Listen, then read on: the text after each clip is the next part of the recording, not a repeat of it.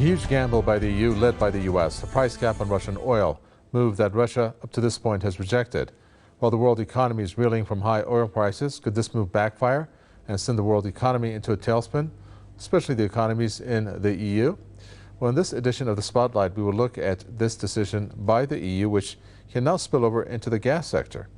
First, let me introduce our guest for this edition of the Spotlight. Marcus Papadopoulos joins us. He's a historian, political analyst, and author, joining us from London. Also joining us is John Busnich, journalist, activist, and political analyst, joining us from Belgrade.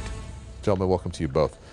John Busnich, first over to you. You're looking at the $60 price cap on Russian oil, which was recommended by the Group of Seven, as well as an outright ban by the European Union, and they call it on the Russian seaborne oil.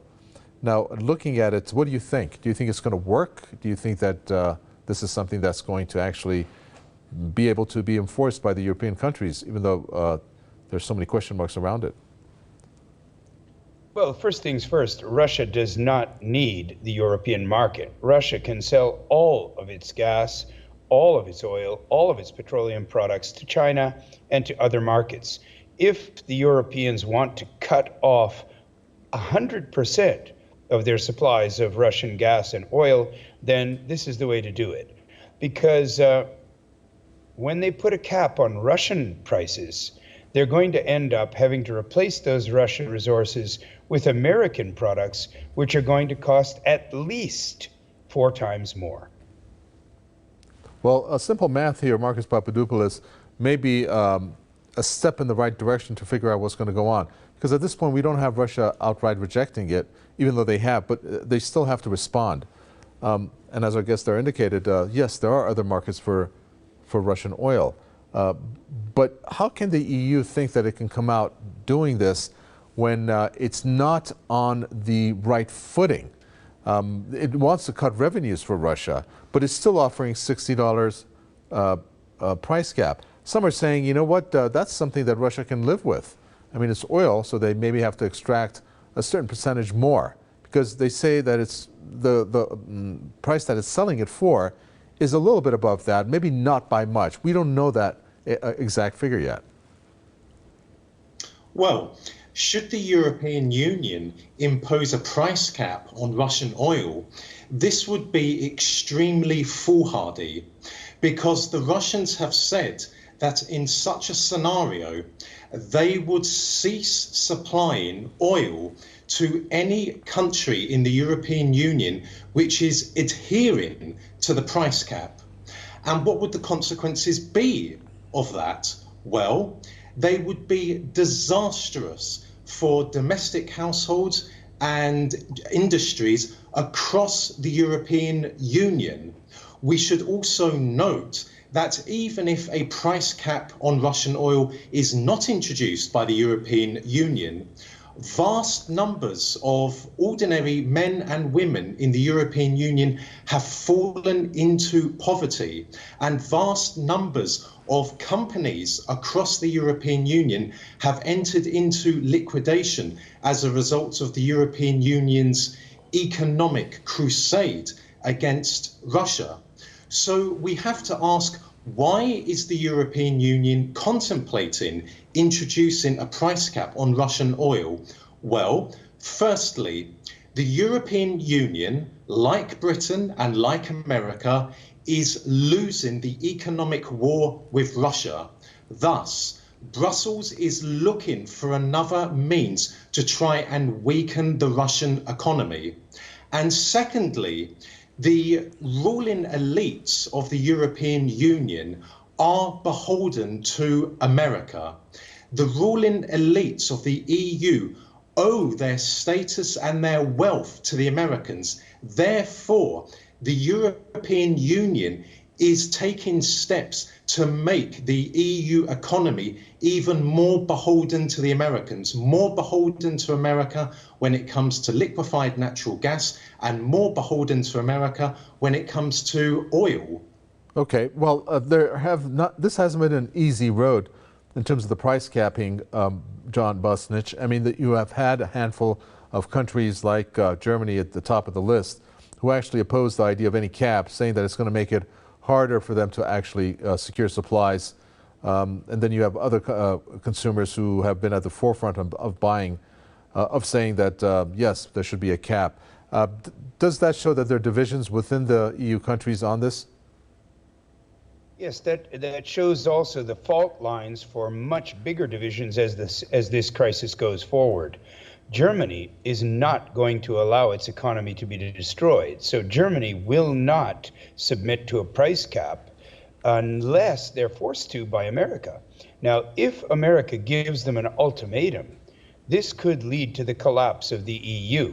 And so America is going all out here. America is running the Ukrainian army. America is running the Ukrainian presidency. America is floating tens of billions of its weapons into Ukraine to maintain the war. And if they think that they can get Russia to roll over and play dead after 8 years of genocide by the Ukrainian forces against ethnic Russians, they're wrong. Russia survived Napoleon, Russia survived Adolf Hitler, and Russia is going to survive the newest and latest version of an ethnic cleansing and genocidal operation against the Russian people.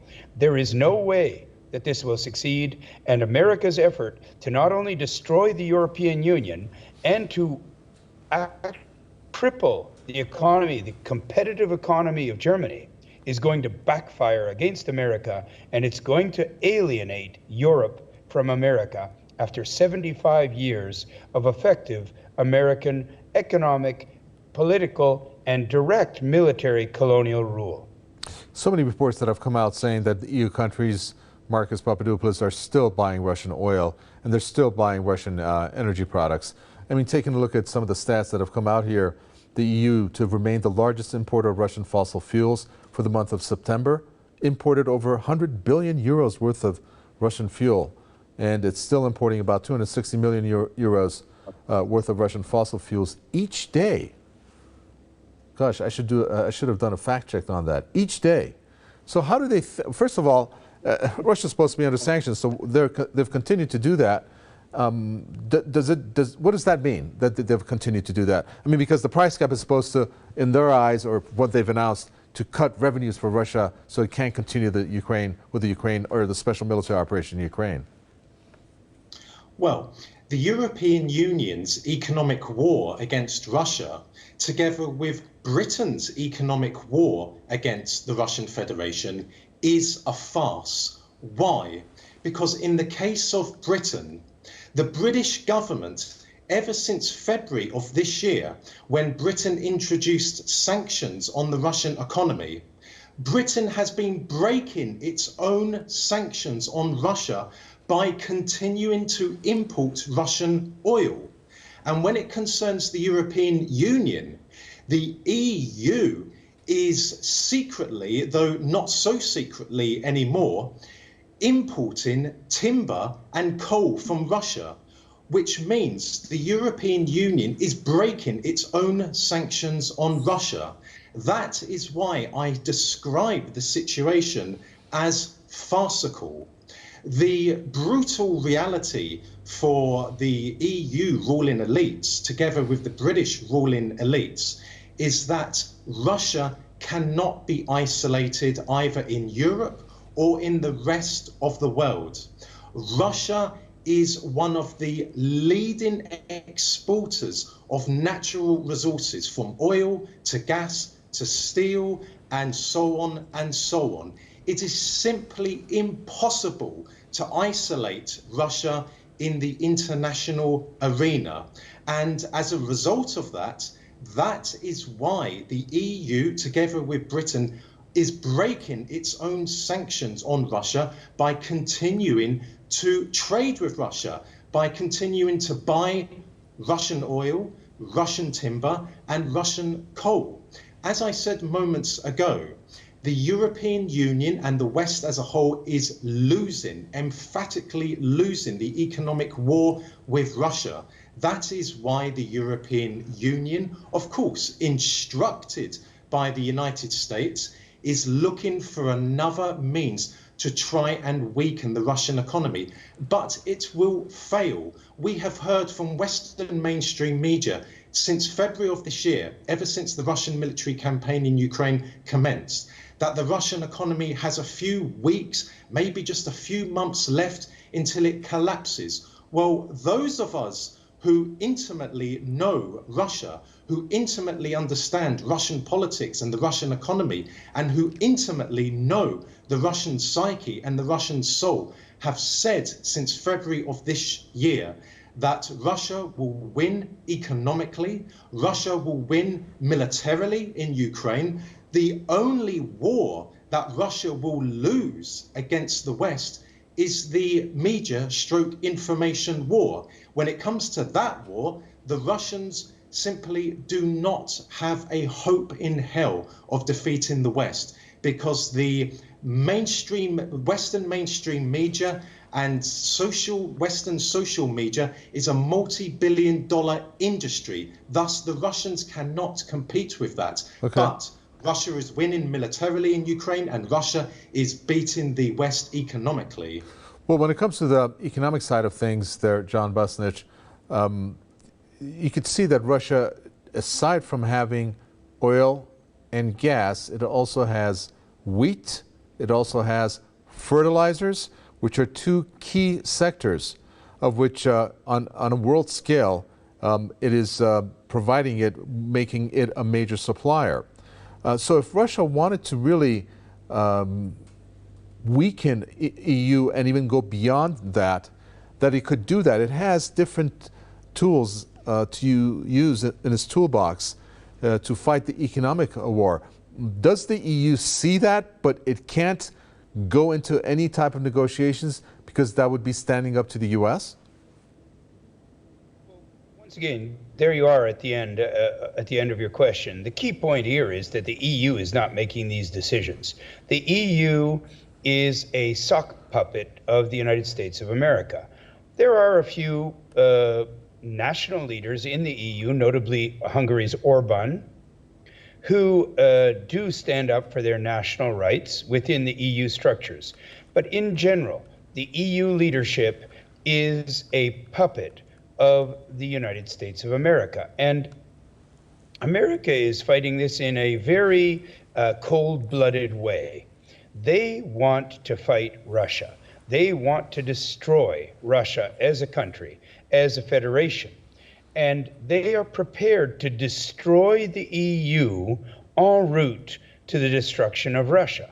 And in fact, their planned destruction of Russia is just a step towards the destruction of China. And finally, people are going to realize that America and its war empire is the single greatest destructive force in the world. And this will not succeed. The Russians will never surrender, the Chinese will never surrender, and the EU leaders will be removed by their own people by giving their salutes to America instead of serving the people who elected them. This is an all or nothing scenario for America, and America is risking it all with a roll of the dice, and they're going to lose. They're going to lose just as if they had gone to Las Vegas and tried to beat the house. They are going to lose so big that America is going to be rolled back from Europe to the North American continent and to their other military colonies around the world. This is a great shift in global power, and America has played this absolutely wrong. Well, if you agree with that, Marcus Papadopoulos, I wanted to ask John Busnich, but I'll ask you, what would an America losing in that scale and in that depth that our guest there said look like? What would that look like, if you agree with him? Well, going forward, America will continue to be a superpower. America will continue to wield formidable influence across the world, including in West Asia. However, because Russia is again a superpower, and because Russia is now in Ukraine, and let me say this, either all of Ukraine or most of Ukraine will be absorbed into the Russian Federation. As a result of that, Russia is now in a position in which it is dismantling the global order which was established by the West and has been maintained by the West ever since the dissolution of the Soviet Union in 1991. So the Americans understand that what is emerging in the world is a multipolar world whereby there are numerous centers of power, and the Americans simply cannot prevent that from materializing. Even as I speak now, the Russians, together with the Chinese and also the Indians and other countries in the world, are dismantling the Western global order, which, as I said moments ago, has been in place ever since 1991. So whilst America will continue to be a superpower, will continue to wield formidable power, nonetheless, a new world order is on the horizon. Well, if we want to go along with that trend there, John Bosnich, let's continue with it, because that is something that's very fascinating and it's a work in progress. And it has started, and there's no stopping it. We could take a look at the way that that has transpired, especially when it comes to even some of U.S.'s closest allies. I mean, as we speak, we're looking at the extravagant reception that was held by Saudi Arabia for the Chinese President Xi Jinping. I mean, they escorted him even before his plane landed. They had planes escorting his plane to land in the capital of Saudi Arabia. So this shift is in the works. Are we looking at the European Union maybe smelling the coffee? Because you take a look at the way that the Nord Stream 1 blew up. Then you're looking at the U.S. selling gas. And then the U.S. also then requesting the EU to not move ahead with trade with China in the depth that they have.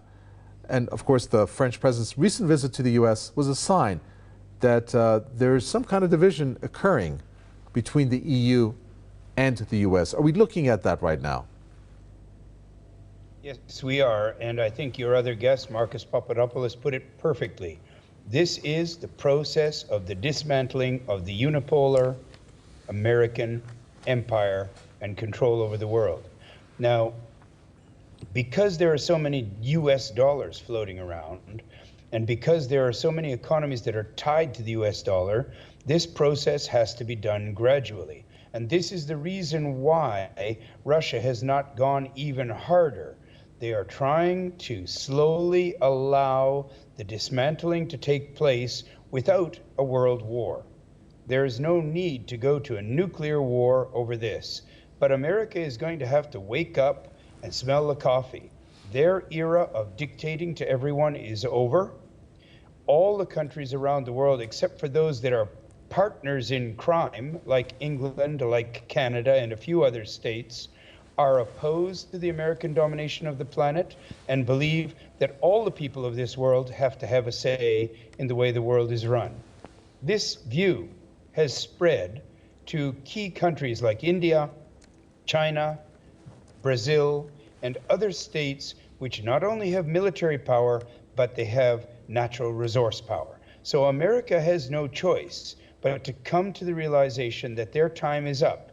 They can either go graciously and more gracefully than they have been, or they can go down the hatch when the rug is pulled out from under their empire and it collapses like the collapsing of the Roman Empire, with total chaos and complete loss of structure across what was the US empire. Mm-hmm. Let's hope that they have some people who are smart enough to take the right choice. If we want to go beyond hope and make it a reality, isn't that the Judgment Day maybe to have reached Europe, Marcus Papadopoulos, because they have to make a choice? I think one of the major decisions they have made is based on the fact that they have some reserves, whether it comes to oil and gas. But they have to figure out what's going to go beyond that, because everything we hear is for the upcoming year in terms of the difficulties that they're going to face. I mean, we just had the Eurasian Economic Commission proposing a new financial system which has been in the works with to have been proposed to China, but it will be proposed to the BRICS countries, for example. And all these different moves, which also is a move to bypass the dollar, are signs that the U.S. is in trouble. But will the EU jump on that ship, or will it stick with the sinking one, which is the U.S.? Well, the EU is in a very precarious state, coupled with the reality that the EU is bitterly divided when it comes to Russia. That all said, the problem is this: because of years and years and years of neoliberal, or woke, if you wish to call it that, indoctrination, many people across Europe, across the European Union, have lost their cultural and spiritual values. They have succumbed to decadence. They have succumbed to depravity.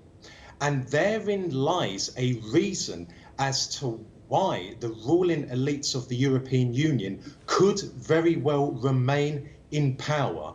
Because unless there are revolutions in member states across the EU will continue to function, and the EU will continue to be subservient to the United States of America. As I said earlier on in this discussion, the EU ruling elites owe their status and wealth to Washington. Therefore, they will persist with the horrendous policy when it comes to Russia, no matter the cost. It will not affect the European Union ruling elites because they are millionaires, or if they are not millionaires, they are multi-millionaires, and if they are not multi-millionaires, they are billionaires. It will devastate ordinary people in the EU, but the EU ruling elites will remain in power unless there are revolutions across the economic bloc. Thank you for that. We're going to end it there. Marcus Papadopoulos, historian, political analyst, and author. John Busnich, thank you, journalist, activist, and political analyst. With that, we come to an end for this edition of The Spotlight. From me, Tapway, and the team. It's goodbye.